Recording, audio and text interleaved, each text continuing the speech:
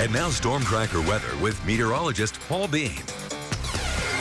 All right, let's start off with those advisories and warnings because they have been shifting over the last few hours. You might notice a large hole up near Island Park. No longer an advisory, but they're up to a warning. Now, we're going to see around 1 to 4 inches in these Idaho Falls areas as well as those counties around that area. But as you move to anywhere else, anywhere there's mountains, anywhere where the elevation gets up to above 6,000, you're going to expect to see more, 4 to 8 inches. And don't even get started on the central mountains. It's even more. We see the warning all the way over there. They're seeing 8 to 16 and continuing to see that snow through tonight, but they get it to wane off a little bit earlier. We're going to see a lot of that snow in the central mountains start to move in our direction for tomorrow morning. And of course, that does lead to some problems. We are going to also see an avalanche warning for the central mountains. When you do top load those mountains with all that snow and with a little bit of wind, it is making very dangerous conditions. So expect to see avalanches in that area. Would definitely want to stay away from the backcountry in the central mountains for the next 24 hours because it is going to be a mess out there. Storm tracker showing snow already in the central mountains, and that's going to continue throughout tonight.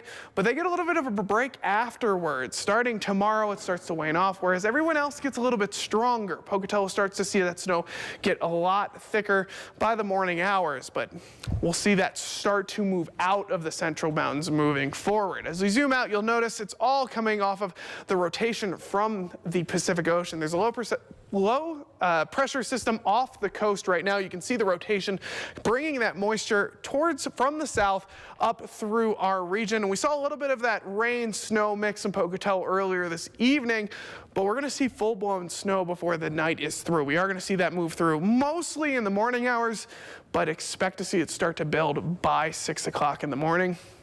Temperature tracker showing it's still a little bit on the warm side, 38 in Pocatello, 37 in Blackfoot, so still well above freezing, and it's not going to really dip that far down. 36 in Pocatello, 33 in Blackfoot, 29 in Idaho Falls. So a couple spots, it is going to get below freezing in a couple spots, 29 in Idaho Falls, 27 in Driggs and Yellowstone at a cold 11. But for some of those southern half of Idaho, not really seeing it cool down that much, although it's not warming up that much either, only getting into those low 40s. 42 in Pocatello, 41 in Idaho Falls for tomorrow. Now, as we hit that 7-day forecast, you'll notice this is what we're going to be seeing. A lot of that snow making its way through and sticking around. You can tell through the back half of the day, you're going to see that one wave of snow stick to the mountains, especially near Wyoming, near the border, and it sticks around for a pretty long time on that 7-day forecast.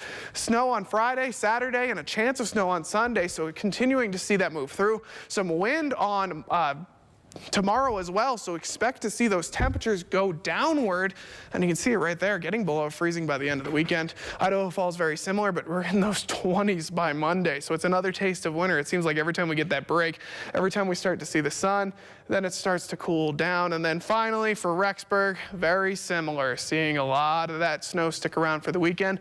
Luckily enough, Central Mountains clearing out really quickly, so we will see that snow move out quickly from the west side and then go over to the east. Okay, Paul, thank you very much.